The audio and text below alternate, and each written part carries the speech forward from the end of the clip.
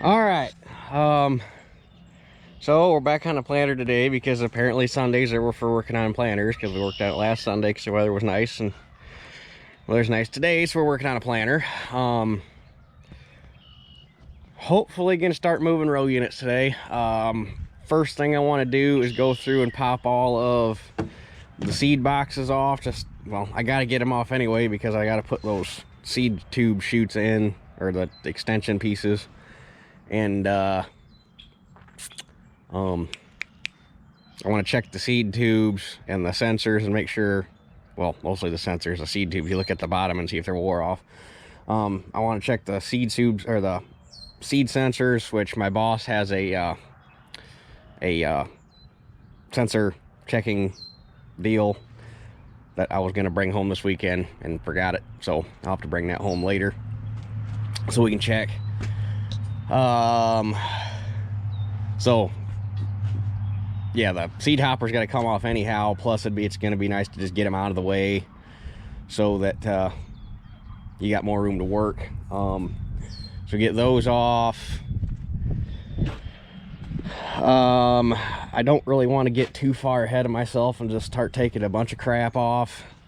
I'm going to try to work one wing at a time. So I'm going to go ahead and pull all the seed boxes off, but I'll probably just work on these 4 rows, get this side narrowed up, and then go to that 4 rows. That way we don't end up with the whole damn toolbar tore apart and parts strung everywhere.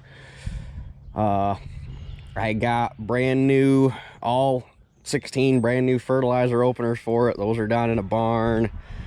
I got all brand new cutoff brushes. I got all brand new secondary brushes, the knockoff brushes. Teeter, get over here. Teeter. Hey. Teeter. You don't belong across the road. Get over here. Goofball. I got all the blade scrapers for the fertilizer openers because for some reason those are all missing, and those are kind of important. I got 4 gauge wheel bearings. I think I only actually had 1 gauge wheel locked up, but I wanted to have some for spares. Well, it's not locked up, it's tight. I got 4 sets of bearings for the closing wheels. Which one? That's one of these down here. This is the one that's broke, and you cannot buy, at least through Shoop, I didn't check through Agco, but you cannot buy just 1/2 of that gauge wheel through Shoop. You have to buy the assembly. And one of the things I want to do to this planter next year, I'm not worried about this year because this year I just want to make the damn thing work. But one of the things I want to do is on every row unit put a make it where you got a spiked closing wheel and a rubber closing wheel. So I'm going to end up taking off one of these closing wheels anyhow. So I was like, well, if I got to spend the money to buy a complete closing wheel, I'll just run that one the way it is, and we'll shit can it when I go to get the spiked wheels, because you're going to take off one on every row unit anyhow, so there ain't no sense in buying a new one if I'm just going to take one off. But I got bearings to fix the ones that were tight. And I think I had one that there was one that didn't want to spin real well, and there's one that was growling. And then I got a couple kits for spares. I got 2 brand new marker arm blades, 2 bearing kits, and I just was looking. I'm going to end up having to get a hub because this one, somebody has put the one over there is still the factory cast iron hub, and this one's just a cheese dick stamped steel. So I'm gonna have to, I'm gonna get the correct hub for it and put the guts in it, the new guts in it that I bought, and have everything matching so that we're not worried about parts or mix matching parts later down the road. What else did I get? I got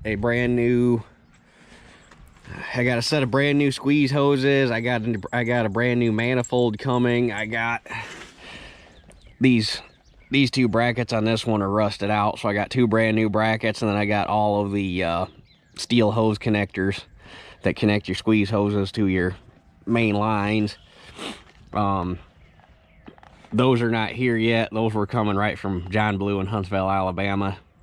So that stuff will hopefully be here this week. Made it sound like it wasn't going to be an issue as far as getting the parts. I got all my stuff from Shoop, and I should be seeing all the stuff ordered from Agco hopefully tomorrow. So nothing was on back order that I know of. Everything was in stock. It's just a matter of getting it here. So I think that's everything I ordered for it. I really didn't, I mean, it turned out to be a lot of parts, but in the grand scheme of things, it wasn't really a whole lot of parts, because the vast majority of the work this thing needs is just narrowing it up. So anyhow, yeah, I'm going to go ahead and we'll have to unhook all the chains and pop all these seed units off.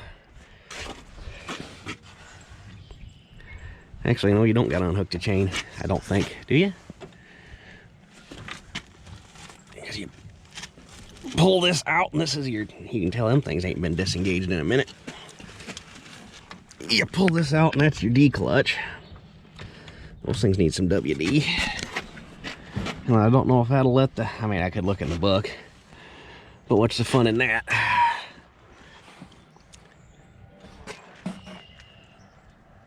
Nope, that declutches the unit from the drive gear, and then it'll just roll out. Sweet.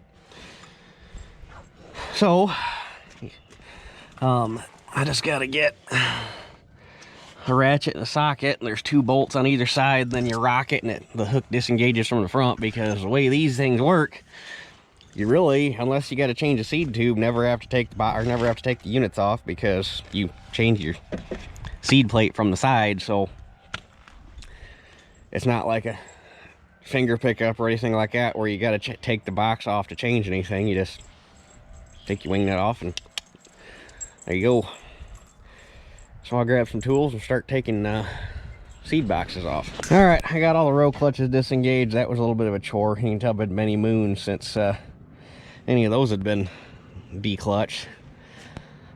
But it should be easier. They just need some WD-40 or some PB Blaster or something on them, but it'll be easier to work them back and forth, loosen them back up once the boxes are off.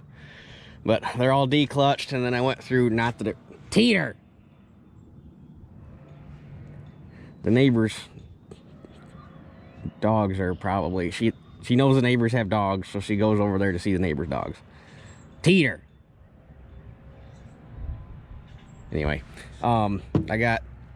It doesn't necessarily matter because they're all interchangeable, but just for, I don't know, OCD purposes, I went through and numbered all the boxes so that they go back on the row units that they belong on. So anyhow, all you gotta do is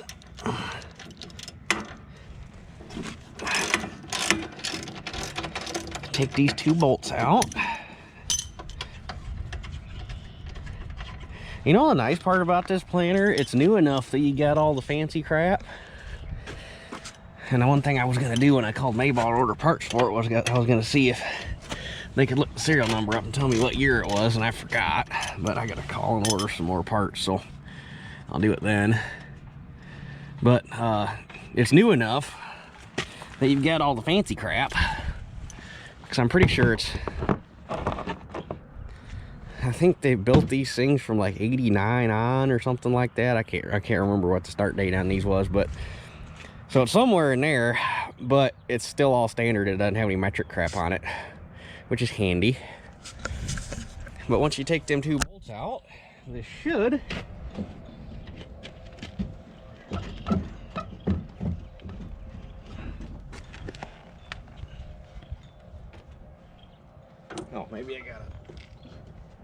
maybe I gotta spin that there tube out. I didn't think I had to.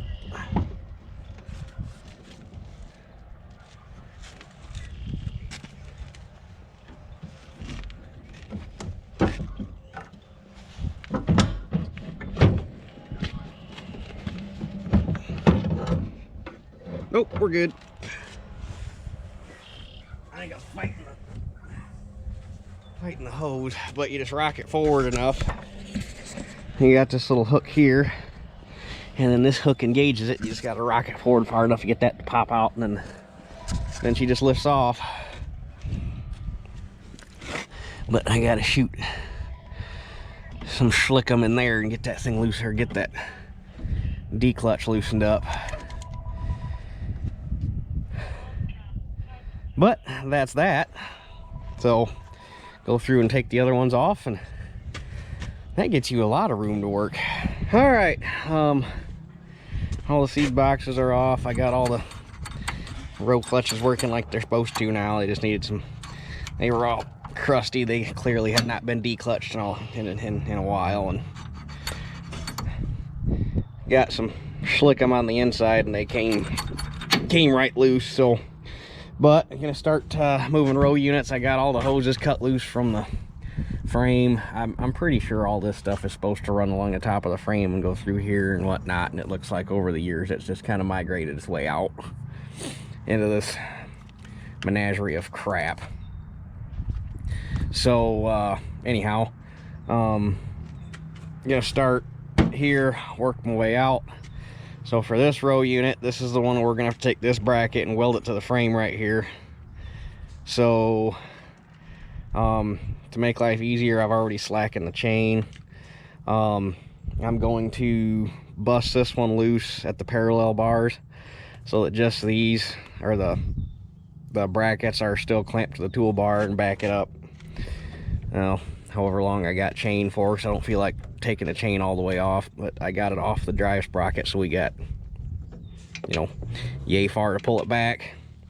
And then I'll have to take this bracket off so we can grind the paint off, so we can get in there and weld, and then just weld the bracket on, slide it over, and put it back on.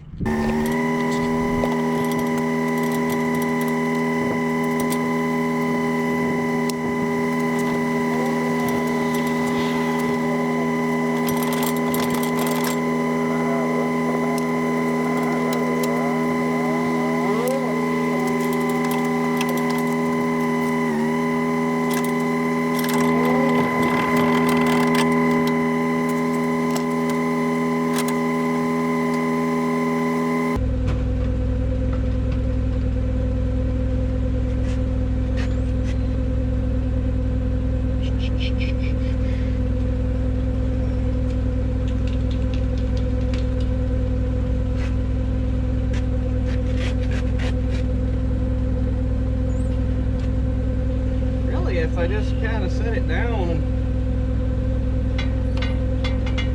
let the forklift hold it upright, set the row unit on the ground so it's not really taking any weight, that'll give me enough room to work.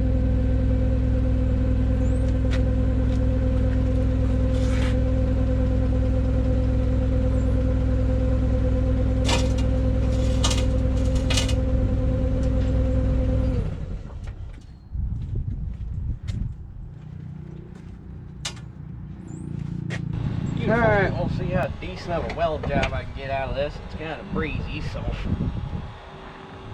keeping the shielding gas in place might not be fun.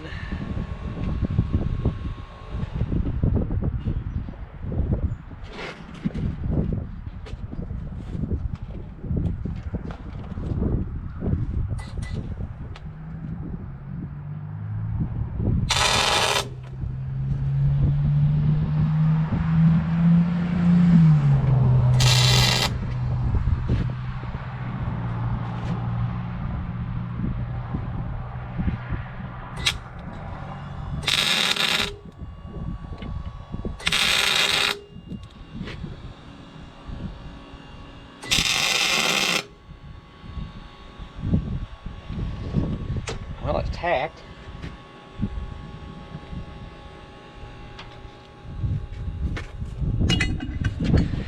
I'm kind of impressed. Don't even have that much porosity in it. This last one here, I got about halfway through the weld and I felt the damn breeze kick up, and then it got kind of wonky on me, but at that point it's like, you're burning now, you might as well keep going. So, but yeah. So, bust this guy loose, slide it over, pick the row unit back up, put the bolts back in, and hopefully we are 3 inches closer to that one. Okay, so that row unit's back together for the most part. I did not hook the drive chain back up because this shaft's gonna end up moving, so I didn't bother moving the sprocket till we know where exactly the shaft is gonna end up. But the next thing in line, we got to move this lift wheel, which is just a matter of busting there's what, 8 clamp bolts, 4 on the bottom, 4 on the top. Bust those loose and slide it down the tube. Now where did I put my tape measure? Going off of this side here, we were, it's easier from the back, about 5 inches. You can't see, 5 inches there, 5 1/4 there. So because the row units are going to end up being obviously 3 inches closer to each other, because, or no, 6 inches closer to each other, we are going to have to move in 3 inches aside, so it's 5 inches there. So we're basically going to end up 2 inches from the row unit. So, and then that'll be yeah, row units are going to be 6 inches closer together, so you're going to need to move it 3 inches aside. 5 inches minus 3 and minus 3, so you're going to be 2 inches per side. Yeah. But anyway, I'll bust some bolts loose. I already got it. Because this is a flex frame planter, I couldn't pick it up on the end of the frame. I had to bottle jack it in the center because I couldn't get close enough to the center with the forklift to pick it up without picking the ass end of the forklift up. So I had to jack it, but we're off the ground, so nothing to it but to do it.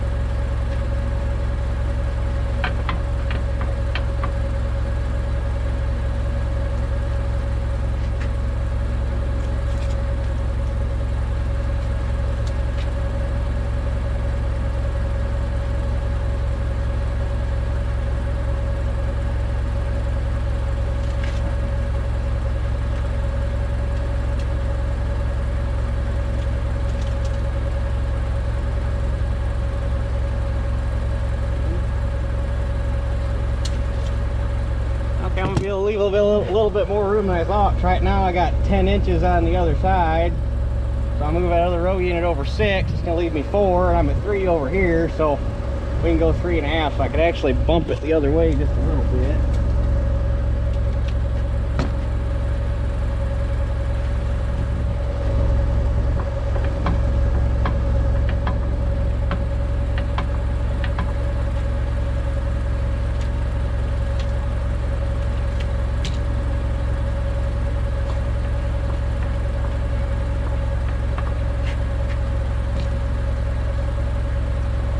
close enough. Now before I tighten that up, it's in place, but some of the lock washers, especially on the bottom where there must have been some fertilizer or something on it, are broke. So I'm gonna put all new lock washers on there so we don't have any issues later down the road. But it's ready to tighten back up the way she sits. All right, so I got these two row units set, the wheels set. I ended up having to break the lift wheel loose again and slide it over just a hair more, because apparently this thing is not set on true 36s. Some are like an inch either way. I'm setting it up on true 30s. So once I got everything to where it needed to be, this needed to move so that I can move that over a little bit more to get my true 30. And so now we're good. Next step is the transmission, which is easy. It's just 2 U-bolts, and then unhook this coupler, that coupler, slide this drive shaft that away. I did have to lob off a piece to get it slide out far enough, and then once we get it set, we'll have to trim it to a final length. But for now I just left it long. So, and this one I'm gonna have to take this U-bolt all the way off because it's gonna have to jump over the frame.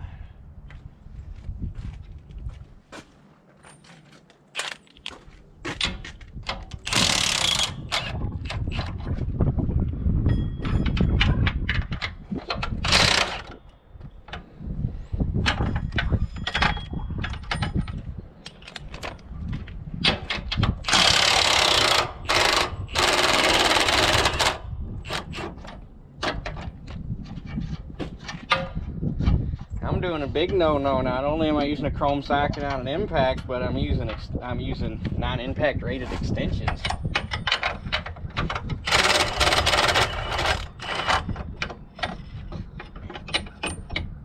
But I'm wearing safety glasses, so that makes it all better.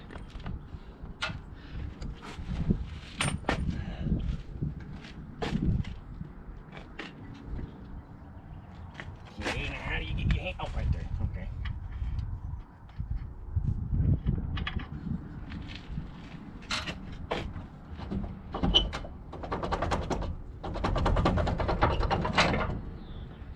This guy.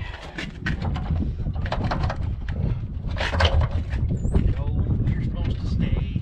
I don't want. You're supposed to stay with the wheel.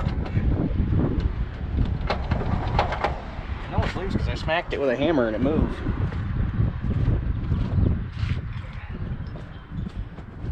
That bottom coupler. There we go.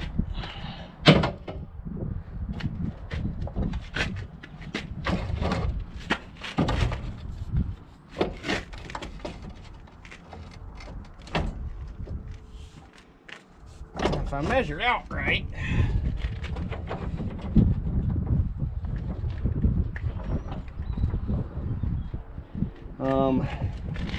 so you know what I'm going to before we stick that together, I'm going to clean that shaft up, put some anti-sleaze on it. All right, so I got the transmission slid over, both shafts are hooked back up, and I'm ready to slide this row unit down. I just have this guy hanging loose just in case I gotta walk it either way once we get the row unit set. Now the shitty part is this guy here is gonna end up right in the middle of that airframe rail. So, and they took this gusset and wrapped it around the back, so I can't just weld it on flat. So what I'm going to have to do is, just like I did on that one, take this guy and weld it on, and I'm going to have to put it in the mill and mill a slot out here for clearance. But first things first, I'm going to get the row unit slid down and figure out exactly where it needs to be. And then we can go from there. All right, I got this bracket on there, welded on. I just tuck it in the mill and mill the slot out to clear this. that bottom weld on there is atrocious. I got all the welds done, and then I went to go across the bottom, and I sat there, and I sat there, and I waited, and I waited. And the wind finally died down, and I struck an arc and started to cross there, and the damn wind picked right back up, and it just, I did it twice, and I was like, before I pile any more weld in there and just make a mess, I got it stuck. It's decent. We're gonna stop before I make it look even worse than it is. So, but it ain't going nowhere. I got a good weld there, good weld there, good there, there. That first half inch is clean because that was my tack, and then it's just from here to here. So it ain't going nowhere. But now I can move this row unit over. Well, there's one wing done. Definitely gonna have to lob some off the toolbar. That's how much is hanging off of it. It's narrowed down to 30s.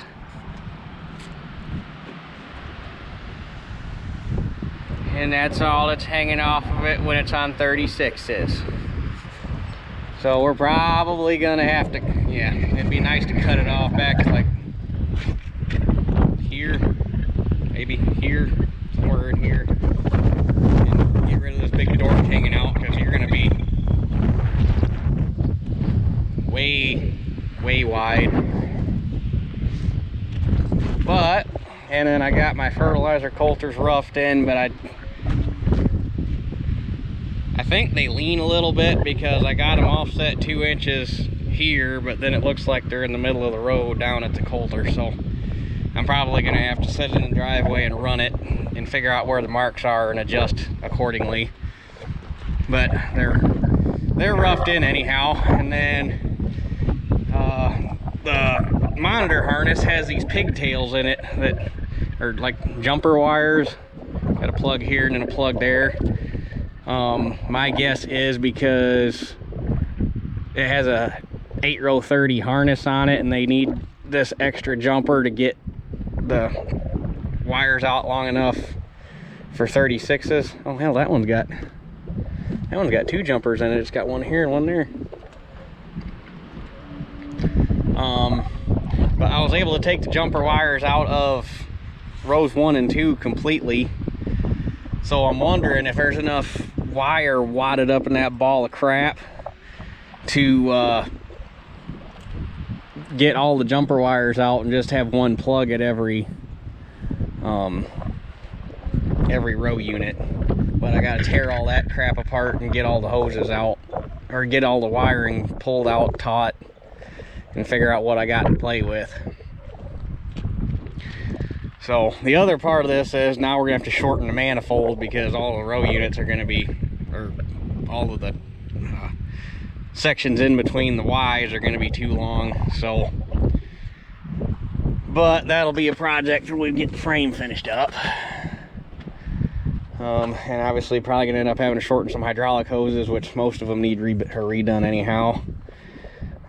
Especially the marker ones. It would be nice, but you'd almost have to have the tanks and everything back on it to figure out where you could put it. It'd be nice to run tubing down the frame and just have a piece of hose on the end and a piece of hose here to make the bend, and do it like that. Get rid of a bunch of this hose, because every foot of hose you got's a chance for another foot where you can blow it out. Steel tube or steel line is a lot less likely. So like these guys, you could have tubing from here around to here, have hose here to make the bend, and come back to whatever it's got to do back here, and then have that tubing and clean it all up. But baby steps, just got to make it plant first. So anyway, I'm going to pull this thing off the transport locks, and we're going to set it down and make sure that everything clears that I did on this side, because I got all the row units are tightened up, wheels are moved, all the drive lines hooked back up. You know, this side's basically, if I had the seed tube extension dealios, I could put the boxes back on this side, but ain't got them, so I can't put the boxes back on.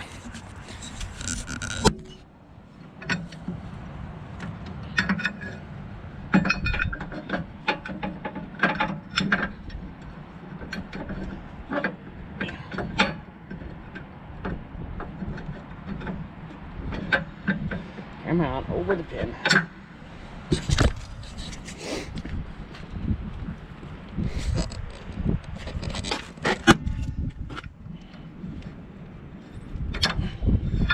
one's all nice and oily. Get that leaker taken care of when this is. I'm gonna get the main part of the project done here.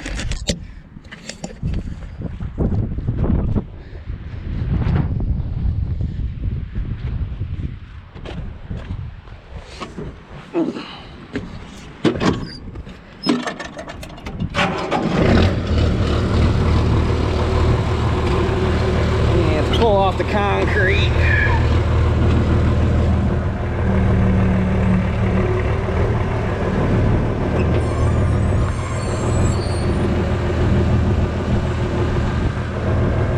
That right there should be the hitch height when you're in field mode.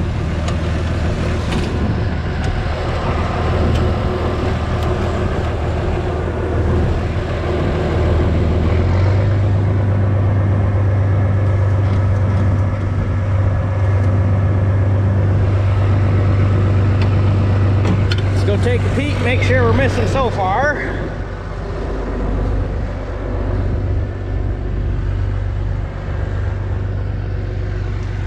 Oh yeah, we got room for days.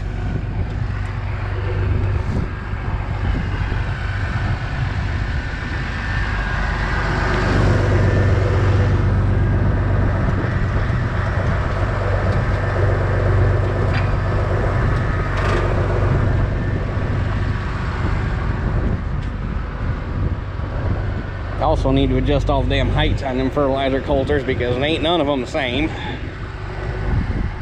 Look at that.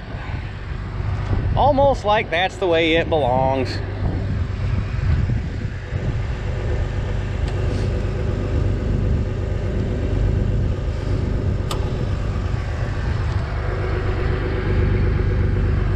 Just have to watch the row clutches on. Guess we could pick it back up and see where it ends up.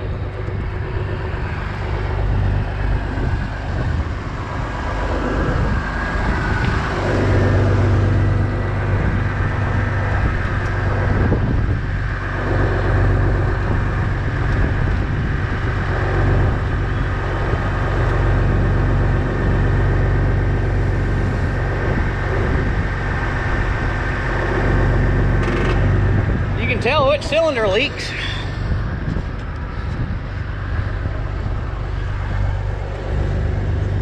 Before it settles down on me, I'm just gonna put the locks back on because I saw what I needed to see. We ain't hitting nothing, so.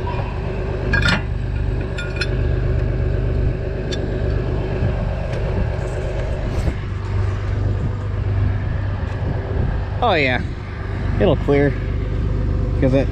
When it was down, the wheel was like right here, so yeah, we'll even clear the row clutches. So perfect, which it ought to, because on the 12 row frames, these single wheels were, I think the singles were standard, and then optional you had the dual transport wheels like what they put on the 16 rows, which is, they were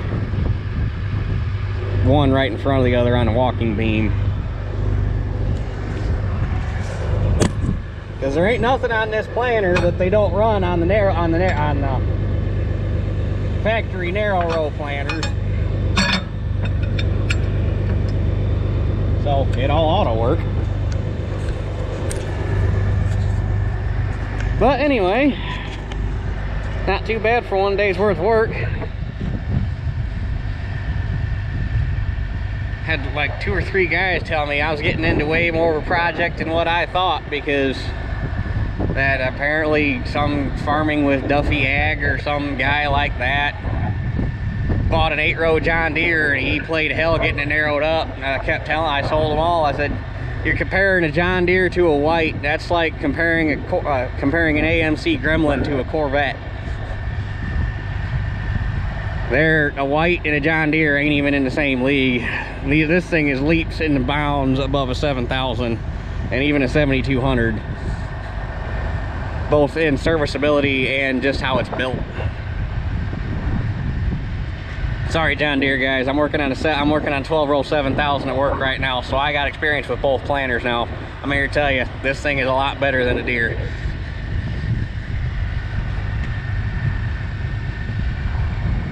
The only thing I will give the Deere,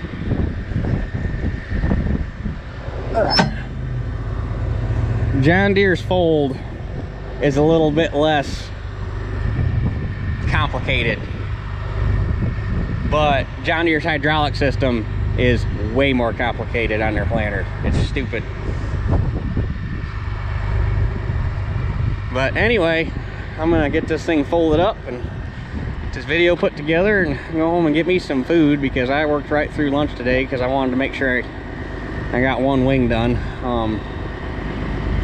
That side, now that we know, because I basically, once I get this first row unit set, that side just has to be made a mirror image of this side. So we've already got all our dimensions, and on this side we were experimenting, trial and error, where everything needed to land. So now that we got this side for a pattern, this side's going to go twice as fast because it just bam bam bam bam move everything down.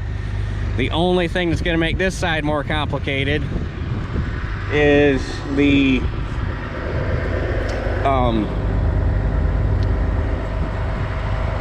squeeze pump. But all we'll do is we'll pull that off,